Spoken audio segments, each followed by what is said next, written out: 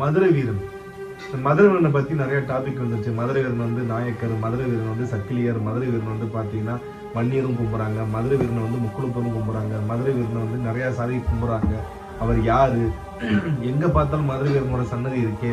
அவருக்கு வந்து இவருடைய பேர் வந்து பாத்தீங்கன்னா மதுரை வீரன் கிடையாது.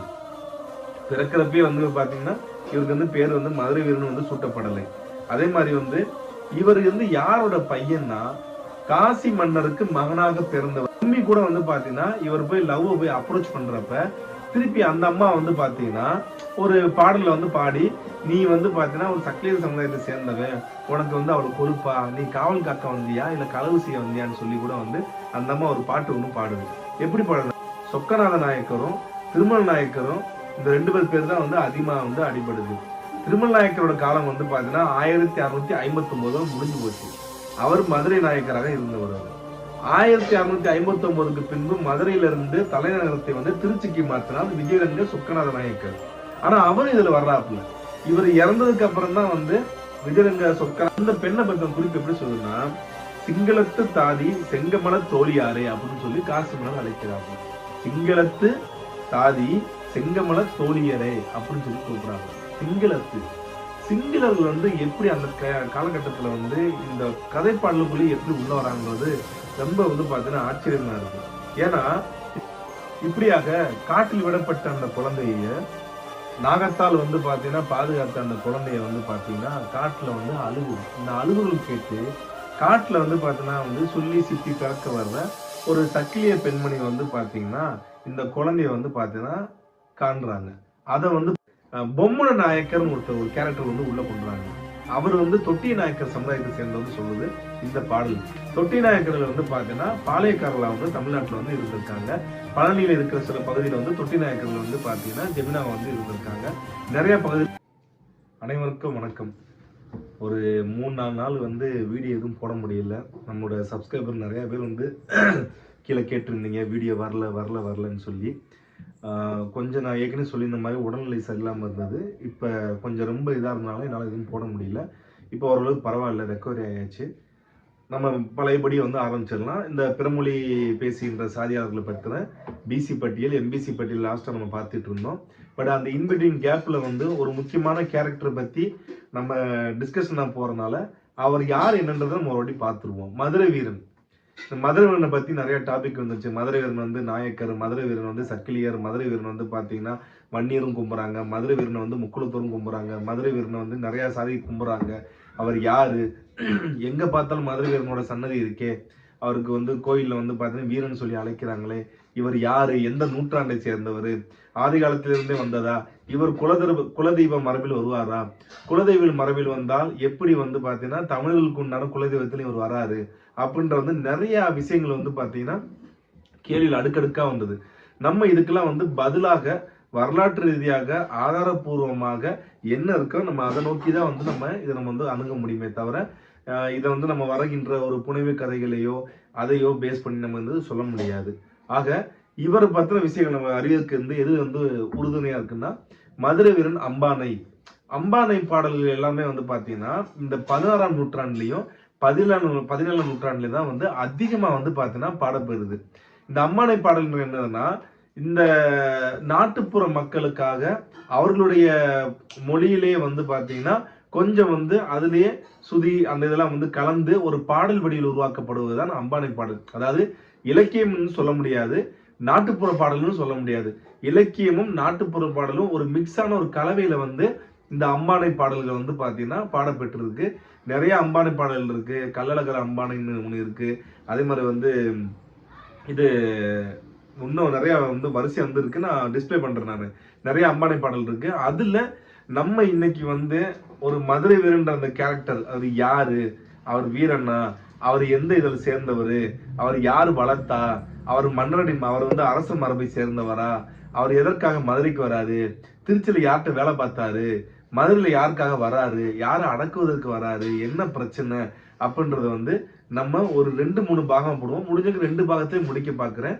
ஏன்னா ஒரே பாகத்துல வந்து முழுசா சொல்லிட முடியாது. ஏன்னா ஆதாரங்கள் வந்து பாத்தீங்கன்னா அதை எக்ஸ்பிளனேஷன் கொடுத்து பண்ணோம்னா தான் அது நமக்கு தெளிவா இருக்கும். ஃபர்ஸ்ட் இந்த மதுரை வீரன்றது யாரு, இவர் பேர் என்ன, இவருடைய பேர் வந்து பாத்தீங்கன்னா மதுரை வீரன் கிடையாது. பிறக்கிறப்பே வந்து பாத்தீங்கன்னா இவருக்கு வந்து பேர் வந்து மதுரை வீரன் வந்து சூட்டப்படலை. அதே மாதிரி வந்து இவர் வந்து யாரோட பையன்னா காசி மன்னருக்கு மகனாக பிறந்தவர் அப்படின்னு சொல்றாங்க. இந்த அம்பானை பாடல்ல வந்து என்ன மாதிரி சொல்லுதுன்னா வந்து, அதாவது அவங்க அப்பா வந்து பாத்தீங்கன்னா எந்த ஊரை சேர்ந்தவர் அப்படின்றது எப்படி சொல்லுதுன்னா, வடக்கே வடதேசம் வைகுந்த பதவியை போல் காசி எனும் பட்டணமாம் கைலாசம் ஒப்பாக கங்கை நதியும் கைலாச பொய்கைகளும் விசுவநாத சன்னதியில் வெண்முத்தால் கோபுரமாம். அதாவது காசி, அந்த காசி எனும் பட்டணம், அந்த காசி நகரத்தை வந்து பாத்தீங்கன்னா மையமா சொல்றாங்க. காசி நகரத்துல வந்து இவர் பிறந்தவர், அவங்க அப்பா வந்து பாத்தீங்கன்னா மன்னரா இருக்காரு அப்படின்ற மாதிரி சொல்றாங்க. இந்த அம்பானை பாடல்ன்றது வந்து யார் பதிப்பு செய்யறாங்கன்னா, சரஸ்வதி மகால்ல வந்து முன்னாள் நூலகராக இருந்த மா சீரால் என்பவர் தான் வந்து இதை பதிவு பண்றாப்புல. அவர் இது என்ன சொல்றாருன்னா, கிபி 1692 வருடத்தை சேர்ந்தது அப்படின்றாப்புல. ஆனா இந்த பாட்டுல வந்து, இந்த அம்பானை பாட்டுல வந்து அதிகமான பேர் அடிபடுது எதுன்னா வந்து சொக்கநாத நாயக்கரும் திருமல் நாயக்கரும், இந்த 2 பேர் தான் வந்து அதிகமா வந்து அடிபடுது. திருமல் நாயக்கரோட காலம் வந்து பாத்தீங்கன்னா 1659 முடிஞ்சு போச்சு. அவர் மதுரை நாயக்கராக இருந்தவர். அவர் 1659க்கு பின்பு மதுரையிலிருந்து தலைநகரத்தை வந்து திருச்சிக்கு மாத்தினார் விஜயரங்க சொக்கநாத நாயக்கர். ஆனா அவர் இதுல வர்றாப்புல. இவர் இறந்ததுக்கு அப்புறம் தான் வந்து விஜயரங்க சொக்கநாத நாயக்கர் வந்து திருச்சிக்கு வந்து மன்னரா வந்து முடிசூடிக்கிறாப்புல. ஆனா 2 பேருமே சமகாலத்துல வாழ்ந்தவங்க மாதிரியும், விஜயரங்க நாயக்கர்கிட்ட வந்து திருமல் நாயக்கர் உதவி கேட்டதாகவும், அந்த உதவிக்காக தன்னோட வேலை பார்த்த வந்து மதுரை வீரனை வந்து அனுப்பிச்சதாக வந்து இந்த அம்பானை பாடல் வந்து சொல்லுது. ஆனா இந்த அம்பானை பாடலோட காலகட்டம் வந்து பாத்தீங்கன்னா 2 பேரும் இறந்ததுக்கு அப்புறம் உருவான ஒரு பாடல் மாதிரி வந்து வருது. அது கூட பிரச்சனை இல்லை. ஆனா இந்த திருமல் நாயக்கர் காலமும் சொக்கநாத நாயக்கர் காலமும் 2 பேருமே மன்னரா இருந்த காலகட்டம்ன்ற மாதிரி வந்தது வரலாற்றுல வந்து பெரிய முரணாக இருக்கு. இருந்தாலும் வந்து இதுல என்ன விஷயங்கள், அதாவது மைய கருத்துன்னு ஒண்ணு இருக்கும்ல, அதை மட்டுமே வந்து பார்த்தா நம்ம எடுத்துக்கலாம். மற்ற விஷயங்களை வந்து பாத்தீங்கன்னா இது அம்பானை கதை பாடல்ன்றதுனால வந்து நம்ம சில விஷயங்கள் கடந்து போற ஒரு சூழ்நிலை தான் இருக்கு. ஆக வடக்கே வடதேசம் வைகுந்த பதவியை போல் காசியனும் பட்டணமாம் கைலாசம் ஒப்பாக கங்கை நதியும் கைலாச பொய்கைகளும் விசுவநாத சன்னதியில் வெண்முத்தால் ஆன கோபுரம். அதாவது இவரோட ஊர் வந்து எப்படி இருக்குன்னு சொல்லிட்டாங்க. இவர் இந்த மதுரை வீரனோட அப்பா வந்து பாத்தீங்கன்னா காசி மன்னர் அப்படின்றத வந்து இந்த இடத்துல வந்து ஊர்ஜிதப்படுத்துறாங்க. அடுத்து வந்து பாத்தீங்கன்னா மதுரை வீரன் வந்து பிறக்கிறாப்புல. எப்படி பிறக்கிறாருன்னா, அந்த பிறக்கிறதே வந்து பாத்தீங்கன்னா அம்பானை பாடல் எப்படி சொல்லப்படுதுன்னா, மதுரா புரிந்துரையும் வந்து பிறந்தான் கான் வந்து பிறந்தவனும் மலரிட்டு தான் பிறந்தான் கொடி சுற்றி தானும் குடிகடவே தான் பிறந்தான் அப்படின்னு சொல்லி மதுரை வீரர் வந்து என்ன பண்றாருன்னா, பிறக்கிறப்பே வந்து கொடி சுத்தி வந்து பிறக்கிறாப்புல. கழுத்துல மாலையோடையும் கொடி சுத்தி பிறக்கிறாப்புல.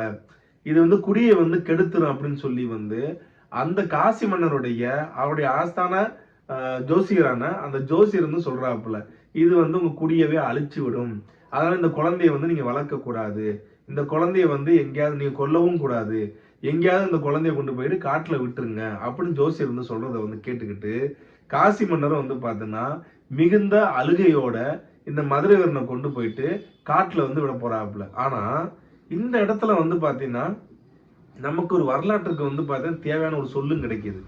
அதுல வந்து என்ன சொல்றாருன்னா, தாதி பெண்கள் சொல்லுவாங்க, இந்த மயில் தொகை விசிறுவாங்க பார்த்தீங்கன்னா, மயில் தொகை விசிற பெண்கள், அது மட்டும் இல்லாம இந்த ஆழத்தி எடுக்கிறதுன்னு சொல்லி இந்த பணிப்பெண்கள் இருப்பாங்கல்ல, அவங்கள தாதி பெண்கள் சொல்லுவாங்க.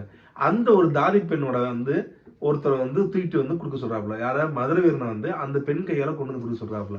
அந்த பெண்ணை பத்தின குறிப்பு எப்படி சொல்லுதுன்னா, சிங்களத்து தாதி செங்கமல தோழியாரே அப்படின்னு சொல்லி காசி மன்னர் அழைக்கிறாப்புல. சிங்களத்து தாதி செங்கமல தோழியரே அப்படின்னு சொல்லி கூப்பிடுறாப்புல. சிங்களர்கள் வந்து எப்படி அந்த காலகட்டத்துல வந்து இந்த கதைப்பாடலுக்குள்ளே எப்படி உள்ள வராங்கன்றது ரொம்ப வந்து பாத்தீங்கன்னா ஆச்சரியமா இருக்கு. ஏன்னா இந்த பாட்டுல வந்து அவசியம் இல்லாம சேர்க்கக்கூடிய வார்த்தையாகவும் தெரியல. ஒருவேளை வந்து நாயக்கர்களுக்கும் சிங்களர்களுக்கும் ஏதும் தொடர்பு இருந்திருக்கா? ஏன்னா இலங்கையில ஆட்சி செய்து வந்து பாத்தீங்கன்னா வந்து கடைசி ஆண்டு சிங்கள மன்னர்கள் கிடையாது, அவங்க நாயக்கர்களுடைய வம்சாவளியை சேர்ந்தவர்கள் அப்படின்னு சொல்லி அந்த கண்டி நாயக்கர்கள் சொல்லி வந்து நிறைய ஆவணப்படங்கள்லாம் வந்து எடுத்திருக்காங்க. அது நிறைய வரலாற்று தகவல்னு சொல்றாங்க. ஒருவேளை வந்து அதனோட தொடர்பா கூட இது இருக்கலாமா அப்படின்றது வந்து நம்ம சந்தேகிக்க தோணுது. அது மட்டும் இல்லாம இந்த நாயக்கான்ற பேரும் பண்டார நாயக்கா அப்படின்னு சொல்லி வந்து இலங்கை அதிபராகவும் இருக்காங்க. அந்த நாயக்கான்ற பேரும் வந்து பாத்தீங்கன்னா நம்ம யோசிக்க வைக்கிது. ஆக அதை வந்து பார்த்தா கண்டிப்பா நம்ம ஆய்வு செய்வோம். ரெண்டாவது திருமல் நாயக்கர் காலத்திலேயே இலங்கை மீது படையெடுப்பு நடந்திருக்கு. அங்க வந்து பாத்தீங்கன்னா மன உருவம் நடந்திருக்குன்றது வந்து வரலாற்று ரீதியான உண்மைதான். நம்ம அதை வந்து ஒரு தனி டாபிக்கா பார்ப்போம். இப்ப வந்து பாத்தீங்கன்னா இந்த கொடி சுத்தி பிறந்த உடனே மன்னர் அழுதுகிட்டே சிங்களத்து தாதி செங்கமல தோழியர்கிட்ட வந்து பாத்தீங்கன்னா அழுது கொண்டு அதை வாங்கி கொஞ்சி அந்த பல்லாக்கு இதெல்லாம் வந்து பாத்தீங்கன்னா வச்சு காட்டுல கொண்டு போய் வந்து பாத்தீங்கன்னா விட்டுறாங்க.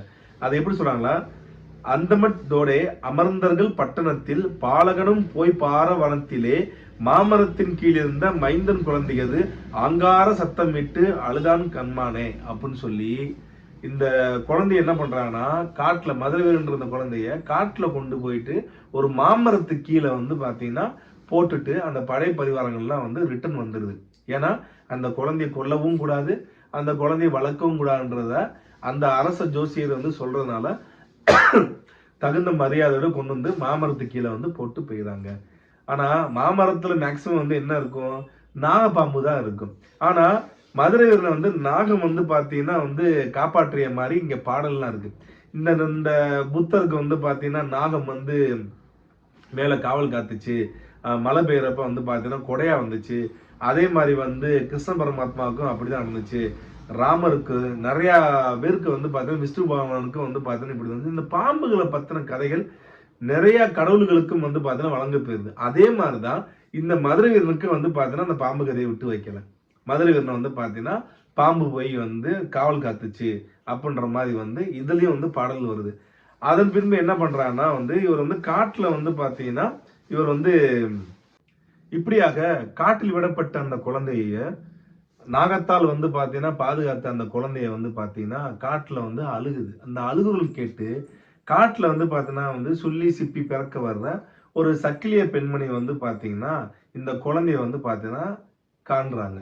அதை வந்து பாத்தீங்கன்னா இந்த பாடல்ல வந்து எப்படி சொல்றாங்கன்னா வந்து, அதாவது இப்படிப்பட்ட ஒரு குழந்தைய வந்து காட்டுல போட்டுட்டு இப்படி போயிட்டாங்களே அப்படின்னு சொல்லி அதை வாரி அணைச்சு வந்து பாத்தீங்கன்னா அந்த அம்மா வந்து தூக்குறாங்க. அதை வந்து எப்படி சொல்றாங்கன்னா வந்து, பாலகன்முனும் முளை குடித்து பசியாரி ஏப்பமிட்டு கோதை மயிலாலும் குளிர்ந்த முகமலர்ந்து பாலகனை மடியில் கட்டி பட்டையும் தான் எடுத்து வேர்த்து விறுவிறுத்து வீட்டுக்கு வந்தாலும் சக்கிலியனும் தானும் தடியெடுத்து கோபம் கொண்டு இந்நேரத்தில் கானகத்தில் என் செய்தாள் என்று சொல்லி சக்கிலியன் எடுத்தான் பெருந்தடியை. அதாவது என்ன சொல்றாங்கன்னா, இந்த மாதிரி வந்து இவ்வளவு நேரம் காட்டுல போய் என்ன பண்ணுன்னு சொல்லி சக்கிலியர் வந்து அவருடைய கணவர் வந்து கோவப்பட்டு தடி எடுத்து அடிக்கலாம் போறாப்புல.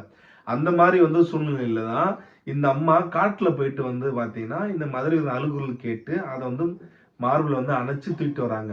ஆனா நம்மளுடைய இப்ப இருக்கிற வந்து அந்த அருந்ததி சமுதாயத்தினர் என்ன சொல்றாங்கன்னா, மதுரை வீரன் வந்து பாத்தீங்கன்னா எங்க சாதியை சேர்ந்தவர், எங்களுடைய சமுதாயத்தை சேர்ந்தவர்னு சொல்றாங்க. ஆக்சுவலா மதுரை வீரன் வந்து பாத்தீங்கன்னா காசி மன்னருக்கு மகனாக பிறந்து காட்டில் விடப்பட்ட ஒரு குழந்தை. அந்த குழந்தை எடுத்து வளர்த்தவர் தான் இந்த சக்கிலியர் பெண்மணி தான் வந்து எடுத்து வளர்றாங்க. அந்த வீட்லயே வந்து பாத்தீங்கன்னா தன்னுடைய அந்த காலம் வரைக்கும் அந்த பராக்கரங்கள் வளர்கின்ற காலம் வரைக்கும் வந்து பாத்தீங்கன்னா அவர் அந்த வீட்டிலே தான் வளர்றாப்புல. அதன் பின்பு தான் வந்து என்ன பண்றாருன்னா அவருடைய பராக்கிரமம், அவரை பராக்கிரமத்தை பத்தியில வந்து பாத்தீங்கன்னா இதுல பாடல் வந்து பயங்கரமாலாம் வந்து கொடுத்துருப்பாங்க. அவர் எப்படிப்பட்டவர், எப்படிப்பட்ட பராக்கிரமசாலி என்று சொல்லி. யாரையும் மென்னான் அடங்காத வீரையனும் எதிர்த்தவரை வீரையனும் இருபிளவு செய்திடுவானாம் கண்டமுனி ராசாத்தர்கள் கையடி எந்திரிக்குமா. யாராவது எதிர்த்திருந்தான்னா உடம்பே வந்து பாத்தீங்கன்னா ரெண்டா வந்து பொழந்துருவாராமா. அப்படியே அந்த அளவுக்கு வந்து பராக்கிரமம் மிக்க ஒரு ஒரு வீரனா வந்து வளர்ந்துகிட்டு இருக்காரு. இவரை இந்த புத்தகத்துல வந்து பாத்தீங்கன்னா இந்த அம்பானி பாடல்ல எந்த இடத்துலயுமே வந்து இவருடைய பேர் இதுதான் குறிப்பிடல. ஆனா இவரை வீரையன் அப்படின்ற பேர்ல தான் வந்து அழைக்கப்படுறாங்க. வீரன், வீரையன், வீரப்பன் அப்படின்ற பேர்ல தான் வந்து அழைக்கப்படுறாங்க. அது மட்டும் இல்லாம சக்கிலியர் வீட்டுல வளர்ந்துகிட்டு அதன் பின்பு வந்து பராக்கிரமம் அடைந்த பின்பு திருச்சி சொக்கநாத நாயக்கர்கிட்ட வந்து 1000 பொண்ணுக்கு வந்து பாத்தீங்கன்னா அவர் வந்து வேலைக்கு சேர்றாப்புல. நல்லா புரிஞ்சுக்கணும். 1000 பொண்கள் வந்து அவர் வந்து பாத்தீங்கன்னா ஊதியமாக பெற்றுக்கொண்டு அங்க படைச்சேவகம் செய்றார். நான் ஏற்கனவே சொன்ன மாதிரி வந்து இந்த சேர்வைன்ற அந்த பேர் வந்து எதனால வந்து இவர் கிடைக்குது அப்படின்றத பாத்துக்கோங்க. அந்த காலத்துல இருந்து இருந்த அரண்மனை சேவகம், படைச்சேவகம் அந்த வார்த்தையில இருந்த அந்த சேவகம் என்ற அந்த சேர்வைக்காரன்ற மரபு வந்து பாத்தீங்கன்னா அது உதிக்குது. அதுல வந்து என்ன பண்றாருன்னா இவர் 1000 பொண்ணுக்கு வந்து பாத்தீங்கன்னா இவர் படைச்சேவகராக அங்க திருச்சி சொக்கநாத நாயக்கிட்ட வந்து இவருக்கு வேலைக்கு சேர்றதாக வந்து பாத்தீங்கன்னா இந்த பாடல் வரிகள் நமக்கு தெரிவிக்குது. அதே மாதிரி வந்து இவர் என்ன பண்றாருன்னா வந்து பொம்மன நாயக்கர்னு ஒரு கேரக்டர் வந்து உள்ள கொண்டுறாங்க. அவர் வந்து தொட்டி நாயக்கர் சமுதாயத்தை சேர்ந்தவர்னு சொல்லுது இந்த பாடல். தொட்டி நாயக்கர்கள் வந்து பாத்தீங்கன்னா பாளையக்காரர்களா வந்து தமிழ்நாட்டுல வந்து இருந்திருக்காங்க. பழனியில இருக்கிற சில பகுதியில வந்து தொட்டி நாயக்கர்கள் வந்து பாத்தீங்கன்னா ஜெமினாவை வந்து இருந்திருக்காங்க. நிறைய பகுதியில வந்து இருந்திருக்காங்க. அந்த தொட்டி நாயக்கர்ல வந்து சேர்ந்த பொம்மன நாயக்கர் சொல்லி வந்து நம்ம வரலாறு ரீதியா, அதாவது நம்ம விஜயரங்க சொக்கநாத நாயக்கர் வந்து திருச்சியில வந்து ஆட்சி செய்தவரும், திருமல் நாயக்கர் வந்து பாத்தீங்கன்னா மதுரையை ஆட்சி செய்தவர் என்று சொல்லி நம்மள்ட்ட வந்து குறிப்புகள்லாம் இருக்கு, வரலாற்று தகவலாம் இருக்கு. ஆனா இந்த பொம்மன நாயக்கர் வந்து யாரு என்னன்றதே வந்து இப்போ வரைக்கும் வந்து பாத்தீங்கன்னா எந்த ஒரு வரலாற்று குறிப்புகளும் கிடையாது. ஆனா அந்த பொம்மன நாயக்கர்கிட்ட வந்து பாத்தீங்கன்னா அவருடைய மகள் பொம்மின்னு ஒருத்தங்க இருக்காங்க. அந்த பொம்மியை வந்து பாத்தீங்கன்னா இவர் வந்து விரும்பி அவரை வந்து பார்த்தீங்கன்னா காதல் செய்து, அவர்களும் வந்து பார்த்தீங்கன்னா பதிலுக்கு காதல் செய்து இவர்கள் வந்து பார்த்தீங்கன்னா திருமணம் செய்து கொண்டதாகவும் வந்து இதுல ஒரு குறிப்பு இருக்கு. அதாவது மதுரை வீரன் அந்த படத்துல கூட சொல்லுவாங்க, மதுரை வீரன் பொம்மியை தூக்கிட்டு போன மாதிரி உன்னை தூக்கிட்டு போய் கல்யாணம் பண்ணுவேன் அப்படின்ற டயலாக்ஸ் நிறைய வரும் அந்த 90களில் வந்து வந்த படங்கள் எல்லாத்துலயுமே. ஆக இந்த பொம்மின்ற கேரக்டர் வந்து பார்த்தீங்கன்னா இப்படிதான் இதுக்குள்ள வருது. அந்த பொம்மி கூட வந்து பாத்தீங்கன்னா இவர் போய் லவ் போய் அப்ரோச் பண்றப்ப திருப்பி அந்த அம்மா வந்து பாத்தீங்கன்னா ஒரு பாடல்ல வந்து பாடி, நீ வந்து பாத்தீங்கன்னா ஒரு சக்கிலியர் சமுதாயத்தை சேர்ந்தவன், உனக்கு வந்து அவளை கொழுப்பா, நீ காவல் காக்க வந்தியா இல்ல களவு செய்ய வந்தியான்னு சொல்லி கூட வந்து அந்த அம்மா ஒரு பாட்டு ஒண்ணு பாடுது. எப்படி பாடுனா, சக்கிலிய பயலுக்கு தலைப்புலி ஆட்டுக்கோட பயல் என்ற போதை 10 தடி என் தேகம் எகத்தாலம் பேசி எடுத்துரைக்க வந்தாயோ அப்படின்னு சொல்லி மதுரை வீரனை பார்த்து இந்த மாதிரி பாடுது.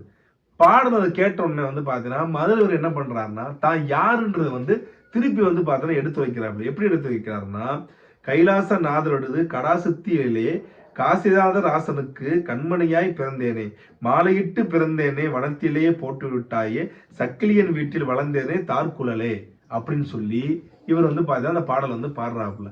காசி மன்னருக்கு மகனாக பிறந்தும் கடல் சித்தி அந்த சித்தி வேலையில பெற்று கழுத்துல மாலையிட்டு இருந்தனால காட்டுல போட்டாங்க. காட்டுல போட்டதுனால சக்கிலியர் வந்து பாத்தீங்கன்னா என்னை எடுத்து வளர்த்தாங்கன்னு சொல்லி மதுரை வீரன் திருப்பி பதிலா சொல்றாப்புல. இந்த இடத்துல வந்து பாத்தீங்கன்னா தான் வந்து எந்த, அதாவது சக்கிலியர் சமுதாயத்தை சேர்ந்தவர் இல்லைன்றத வந்து பாத்தீங்கன்னா இவர் பாட்டாவே பாடுறாப்புல. அந்த அம்மா பாடின பாட்டுக்கு எதிர்பாட்டாக. ஆக அதுக்கு பின்பு என்ன ஆகுதுன்னா, இவர் வந்து பொம்மியை வந்து அதுக்கப்புறம் பேசி கன்வின்ஸ் பண்ணி அதுக்கப்புறம் வந்து பாத்தீங்கன்னா 2 பேரும் வந்து திருமணமும் செய்துக்கிறாங்க. நம்ம இந்த ஒரு வரலாற்று தகவல்ல ஒரு விஷயம் நல்லா புரிஞ்சுக்கணும். எப்படி பார்த்தாலும் இவர் வந்து இந்த தமிழ் சமுதாயத்திற்குள் எந்த இடத்துலயும் வந்து பாத்தீங்கன்னா இவர் வந்து உள்ள கொண்டு வரவே முடியல. ஏன்னா இவர் என்ன பண்றாரு, சொக்கநாத நாயக்கர்கிட்ட வந்து பாத்தீங்கன்னா 1000 பொண்ணுக்கு வேலை செய்யறாப்புல. அடுத்து வந்து வளர்ந்த வீடு வந்து பாத்தீங்கன்னா இவர் வந்து ஒரு சக்கிலியர் பெண் வீட்டுல தான் வளர்றாப்புல. அதே மாதிரி ஒரு பிறப்பும் வந்து பாத்தீங்கன்னா காசி மன்னருக்கு வடக்குல தான் வந்து சொல்றாங்களே தவிர இங்க தமிழ்நாட்டுல அந்த காலகட்டத்துல வந்து, ஏன்னா நாயக்கர் ஆட்சி செய்து இருக்கிறப்ப இங்க வந்து பாத்தீங்கன்னா நாயக்கர் பாளையங்களும் அதன் போக வந்து பாத்தீங்கன்னா மறவர் பாளையங்களும் அது போக வந்து பாத்தீங்கன்னா தன்னரசு கள்ளர் நாடுகளும் இந்த மாதிரி விஷயங்கள் மட்டும்தான் இங்க தமிழ்நாட்டுல இருந்தது. மற்றபடி வந்து பாத்தீங்கன்னா வேற யாரும் வந்து இங்க ஆட்சி கட்டல வந்து கிடையாது. தமிழர்கள் வந்து அந்த டயத்துல வந்து ஆட்சி கட்டல கிடையாது. புதுக்கோட்டை தொண்டைமான் ஒரு பக்கம் ஆட்சி செய்துக்கிட்டு இருந்தாப்புல, அவ்வளவுதான் இருந்தது. அந்த காலகட்டத்துல இவர் வந்து பாத்தீங்கன்னா முழுக்க முழுக்க நாயக்கருக்கு உண்டான தொடர்புல தான் வர்றாப்புல. ஒரு தொட்டி நாயக்கர்கிட்ட வந்து பாத்தீங்கன்னா அவரோட பொண்ணை வந்து மணந்து கொள்றாப்புல. அது மட்டும் இல்லாம திருச்சி நாயக்கர்கிட்ட வந்து 1000 பொண்ணு வேலை செய்யறாப்புல. அடுத்து திருமல் நாயக்கர் கூட வந்து பாத்தீங்கன்னா கனெக்ட் ஆறாப்புல. அடுத்து கல்யாணம் பண்ண பொண்ணு வந்து பாத்தீங்கன்னா பொம்மன நாயக்கருடைய மகளாகிய பொம்மி நாயக்கர், தொட்டி நாயக்கருடைய மகளை தான் வந்து ஒரு கல்யாணமும் பண்றாப்புல. ஆக இப்படியாகப்பட்ட ஒரு இதுல வந்து இவர் எப்படி வந்து பாத்தீங்கன்னா வந்து தமிழ் சமயத்தை கொண்டு வர முடியும்? அது மட்டும் இல்லாம குலதெய்வ மரபுன்றது என்னன்னா, தங்களுடைய குலத்தில் பிறந்து ஒரு நல்ல விதமாக வளர்ந்து ஒரு நல்ல விதமாக வந்து பாத்தீங்கன்னா ஒரு பராக்கிரமசாலியாக இருந்தோ, இல்ல ஒரு முக்தி அடைந்த நிலையில வந்து இருந்தோ, இல்ல ஒரு அகால மரணத்துல வந்து பாத்தீங்கன்னா வந்து இறந்து போய் போனவங்க மட்டும்தான், அதாவது முன்னோரை வழிபடுவதில் மட்டும்தான் தமிழர்களுடைய அந்த மரபு. அதனுடைய தொடர்ச்சி தான் வந்து நடுகள் வழிபாடு முதற்கொண்டு இருக்கு. ஆனா இப்படி தமிழ் சமுதாயத்துக்கு சம்பந்தம் இல்லாத நம்மளுடைய வீரன் மரபு, அதாவது வீரன் சொல்லி வந்து கும்பிட்ட மரபு இருந்துச்சு நடுகள் மூலமாக. ஐநாள் கூட வந்து வீரனாக தான் நம்ம கும்பிட்டு இருக்கோம். ஆனா அந்த மரபை வந்து மக்கள் தவறாக புரிந்து கொண்டுதான் பிற்காலத்துல வந்து மதுரை வீரனும் கும்பிட ஆரம்பிச்சாங்கன்றதுதான் நமக்கு தோணுது. ஏன்னா நிறைய கதை பாடல்கள் அதை பத்தின பாடல்கள் வந்து பாத்தீங்கன்னா காட்டுத்தீ மாதிரி எல்லா பக்கம் பரவ ஆரம்பிக்கிறப்பதான் வந்து இந்த வழிபாடு, இந்த வீரன் வழிபாடு எல்லாமே வந்து பாத்தீங்கன்னா வீரன் வழிபாடாக மாறி, வீரனன் வழிபாடு வீரையன் வழிபாடாக மாறி, வீரையன் வழிபாடு மதுரை வீரன் வழிபாடாக மாறினதுதான் ஒரு மாற்றமா இருந்துக்குமோன்னு தோணுது. இது வந்து மதுரை வீரனை பத்தின ஆரம்ப காலகட்டம். அடுத்த பாகத்துல வந்து நம்ம முழுமையா முடிச்சிருவோம். அவர் எதுக்கு மதுரைக்கு போறாப்புல, திருமலைக்கு எதுக்கு உதவி கேட்கிறாப்புல, மதுரைக்கு போனவர் வந்து உயிரோட வந்தாரா, என்ன ஆனார்ன்றதை வந்து நம்ம பின்னாடி வந்து பார்க்கலாம். நன்றி, வணக்கம்.